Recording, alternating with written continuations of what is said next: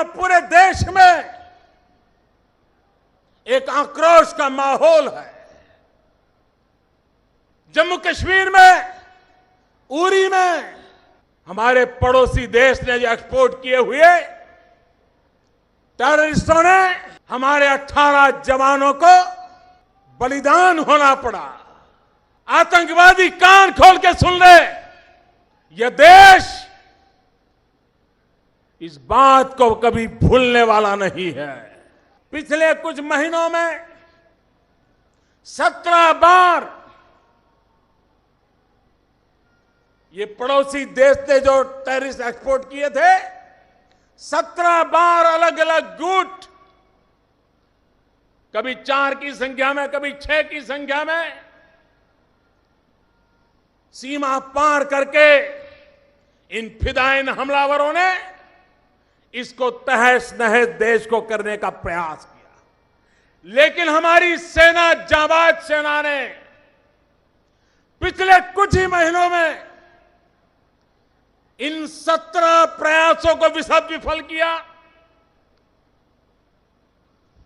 Line of control के पास ही इन फिदायिन हमलावरों को मौत के घाट उतार दिया। पिछले कई वर्षों में इतने कम समय में सबसे ज्यादा 110 से भी ज्यादा आतंकवादियों को हमारी सेना के जवानों ने मौत के घाट उतार दिया। इन संभवित 17 भयंकर घटनाओं से देश को बचाने का महान काम हमारे देश के जाबाज जवानों ने किया, सुरक्षा बलों ने किया, सीना तान करके लड़ाइयां लड़ी और देश के सामान्य मानवी को रक्षा देने के लिए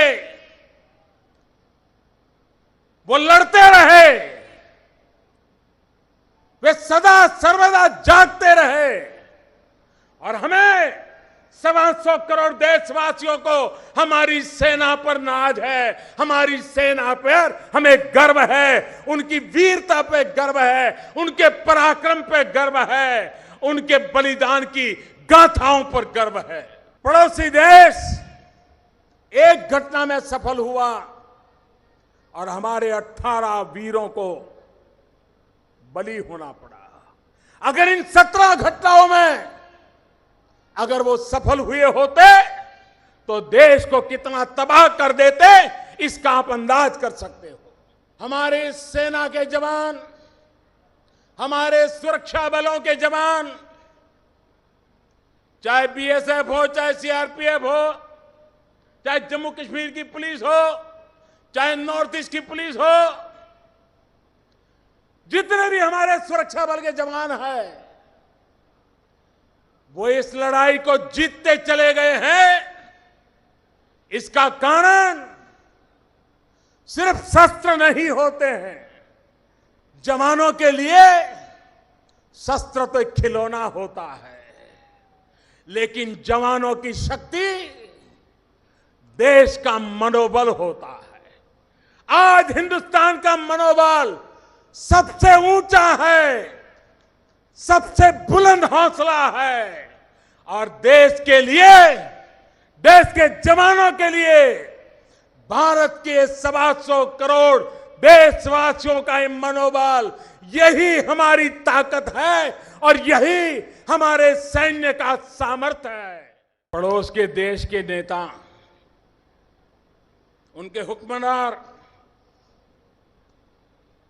कहा करते थे 1000 साल लड़ेंगे, काल के भीतर कहां खो गए कहीं नजर नहीं आते हैं। और आज के हुक्मरान आतंकवादियों के आकाओं के लिखे हुए भाषण पढ़ करके कश्मीर के गीत गा रहे हैं। मैं आज यहां से सीधा सीधा पाकिस्तान की आवाम से बात करना चाहता हूं, उन हुक्मरानों से जो आतंकवादियों के आकाओं के लिखे हुए भाषण पढ़ते हैं। दुनिया को उनसे कोई अपेक्षा नहीं है, लेकिन मैं आज यहां से पाकिस्तान की आवाम से बात करना चाहता हूं। मैं पाकिस्तान की आवाम को याद दिलाना चाहता हूं कि 1947 के पहले आपके पूर्वज भी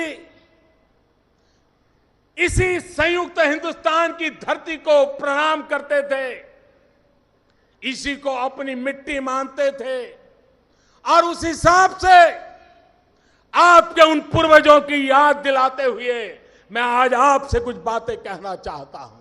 पाकिस्तान की आवाम अपने हुक्मरानों को जरा पूछे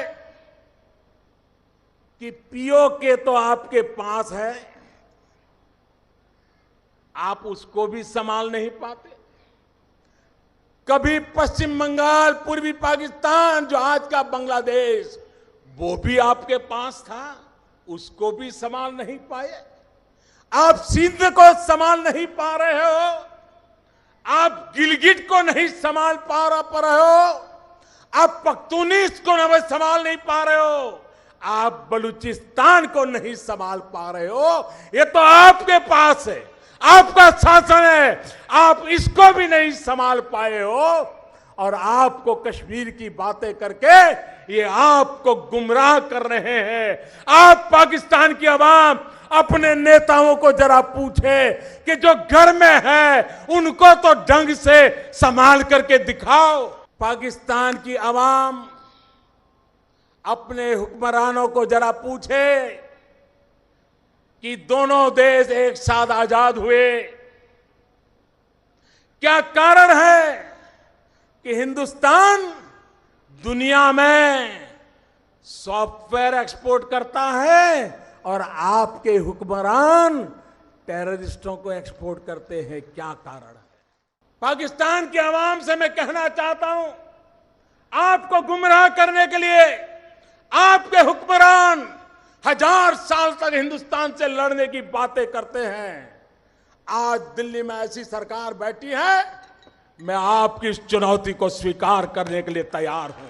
पाकिस्तान की आवाम, मैं आपको कहना चाहता हूं, हिंदुस्तान आपसे लड़ाई लड़ने को तैयार है। आओ आओ, हिम्मत हो, आओ हिम्मत हो, तो लड़ाई उस बात की लड़े।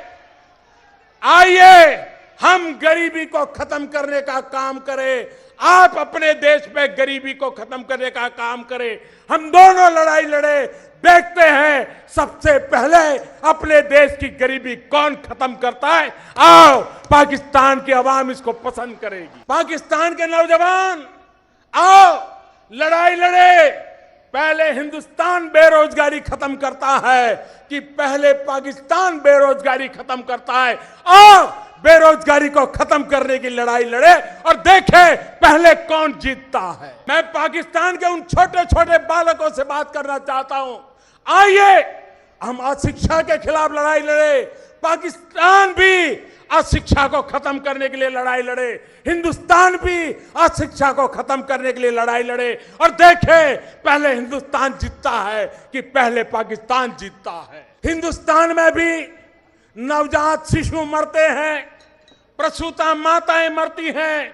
पाकिस्तान में भी नवजात शिशु मरते हैं, प्रसूता माताएं मरती हैं। आओ लड़ाई लड़े नवजात शिशुओं को बचाने की, प्रसूता माताओं को बचाने की। आप बचा करके दिखाओ, हम बचा करके दिखाएं, देखें कौन जीतता है।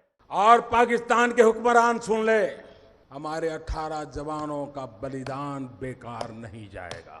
भारत सफल रहा है पूरे दुनिया में आपको अलग थलग करने के लिए, और हम उसको तेज करेंगे और पूरे विश्व में आपको अकेला रहने के लिए हम मजबूर करके रहेंगे। वो दिन दूर नहीं होगा जब पाकिस्तान की आवाम पाकिस्तान के हुक्मरानों के खिलाफ, आतंकवाद के खिलाफ लड़ाई लड़ने के लिए मैदान में आएगी। मेरे प्यारे देशवासियों, हमारे देश का भविष्य शांति, एकता, सद्भावना से जुड़ा हुआ है। देश का जवान तब जीतता है जब हम कंधे से कंधे मिलाकर के खड़े रहते हैं, एक स्वर से बोलते हैं, एक ही संकल्प को लेकर के चलते हैं। आज 125 करोड़ देशवासी उस देशभक्ति के ज्वार से भरे हुए हैं। आज 125 करोड़ देशवासी भारत की आन बान शान के लिए हर कीमत देने के लिए तैयार बैठे हैं। और इसलिए भाइयों बहनों, मैं भारत के उज्जवल भविष्य को देख रहा हूं, भारत में सुख चैन की जिंदगी देख रहा हूं, और उसके लिए हम सब मिलकर के सफल होंगे, ये मैं आपको विश्वास दिलाता हूं। प्राइम मिनिस्टर को बच्चे नहीं है, उनका पर्सनल डिसीजन रेस्पेक्ट करते, मगर उनके बात बोल रहे, उनके स्पिरिचुअल मास्टर बोल रहे, तो फिर बोलना पड़ेगा। आप हमको बोल रहे